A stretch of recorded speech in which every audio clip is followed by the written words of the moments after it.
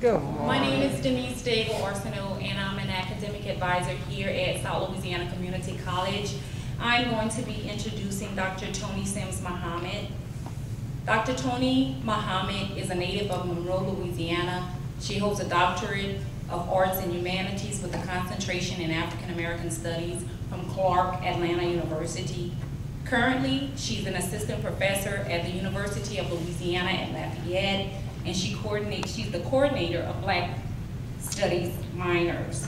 Dr. Muhammad is the author of Dynamics of Multiculturalism, a study of a teacher and student attitudes. She mentors students in the Ronald E. McNair program, and she's established the annual status of African Americans in Louisiana Symposium at the University of Louisiana, in which she engages in dialogue with community leaders, activists, and scholars regarding problems impacting the Black community. In 2007, Dr. Muhammad established Vanguard Educational Services, which is a nonprofit community outreach ministry organized for charitable, educational, religious, and scientific purposes that focuses on self-improvement as the basis for community development with an emphasis on entrepreneurial, technical, and vocational training. She's currently researching projects that includes mentoring high school students, which is called Success Bound, and her motto is, "I must leave this world better than I found it through courage, commitment, determination, and service to others." Please help me in welcoming my mentor, Dr. Toni Sims Muhammad.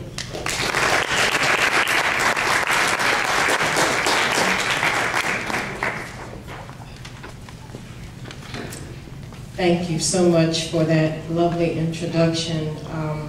I've known Ms. Arsenault for several years now at the University of Louisiana, where I first encountered her coming for a degree in sociology, and she, like many of the young people that I've had the blessed opportunity to meet and engage, have really gone forth and done some great things and continue to do great things, and I'm extremely proud of her, as well as other young ladies who I've had the distinct pleasure to mentor. And I want to share with you today some very important ideas and perspectives about Black women, particularly during Black History Month. First, I want to thank Ms. Stokes for receiving me so warmly this morning. And I also want to thank the Chancellor as well as the President of SLCC, in addition to the faculty and staff and students who are joining us here this morning for this program.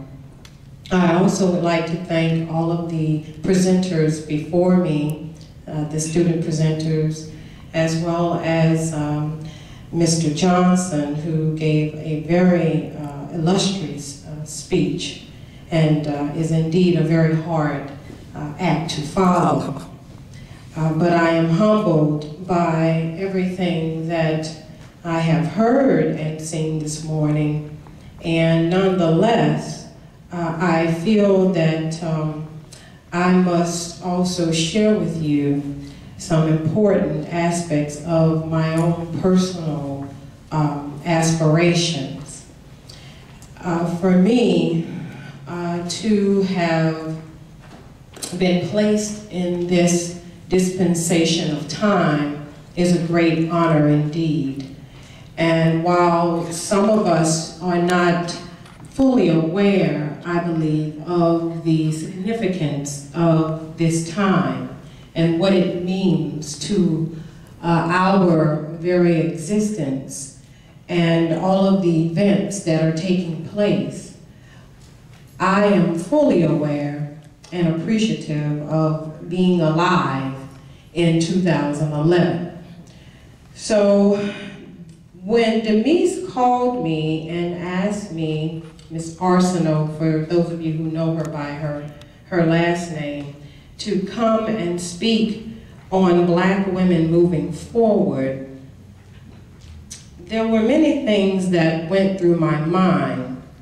And as she expressed or explained to you, I teach Black Studies at UL. And that course is a course that is very intense, one in which the students come in with one set of ideas and leave with a totally new perspective about life. I no longer like to refer to Black history as just history, because when we think of history, we think of something dead, in the past, gone.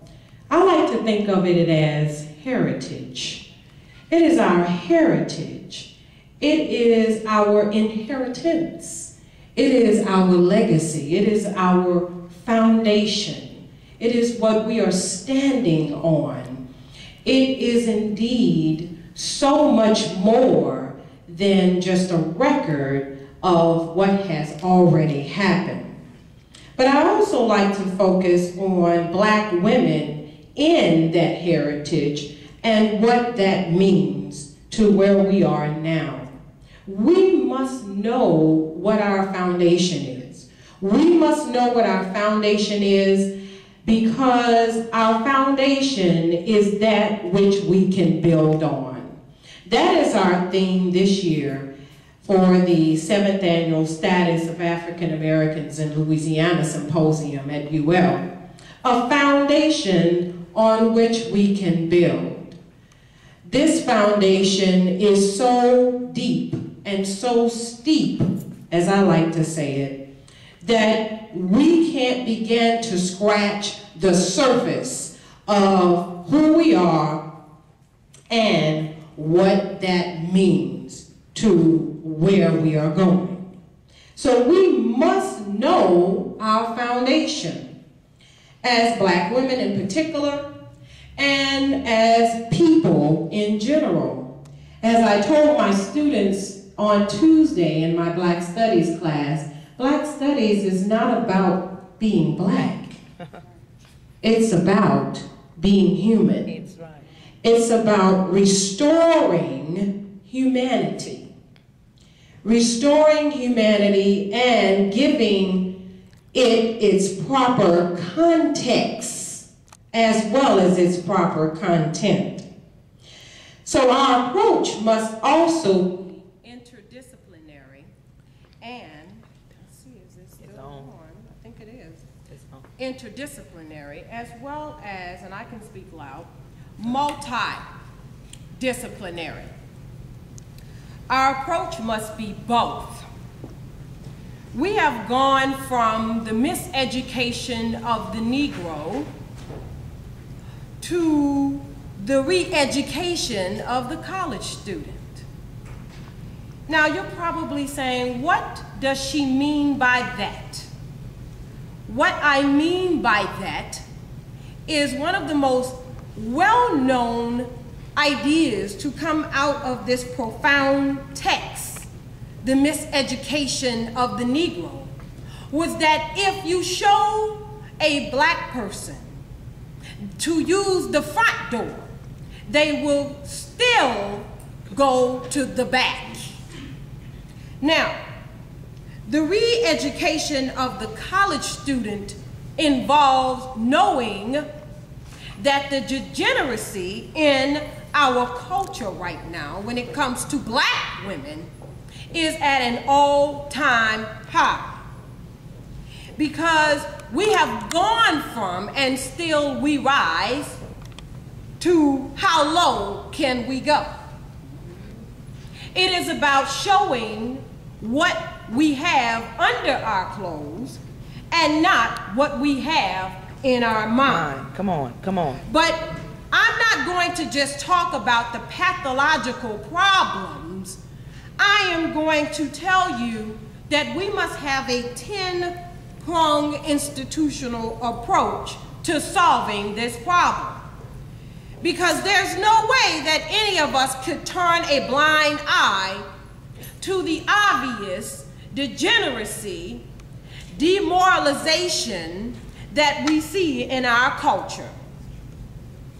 We must take a 10-pronged institutional approach, and this approach must involve family, politics, economics, education, religion, health and medicine, sports, criminal justice, computers and technology, and last but not least, mass media.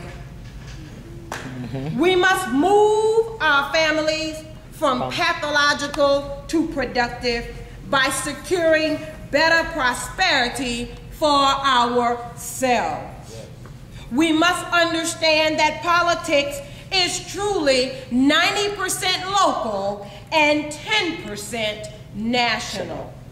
We must know that until we are able to create economic opportunity in our own communities, sustain what we already have in terms of land ownership and family inherited properties that we are abandoning at a rate of 95%, that we cannot move forward and we cannot achieve greater.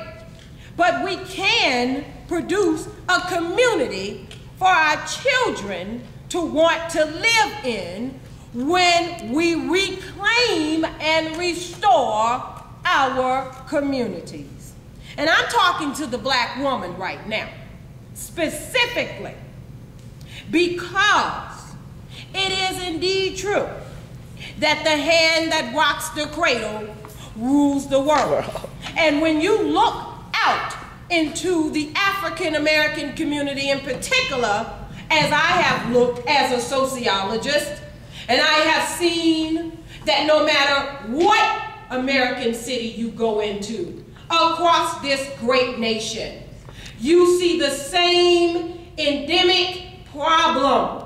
You see abandoned communities, abandoned homes, abandoned properties, men walking everywhere with beer bottles in their hands, drinking, riding bicycles. You see the same community. You can leave Lafayette and go to Houston, go to New Orleans, go to Atlanta, go to Plaquemine, go wherever you want to go. You're going to see the same thing in every one of those communities.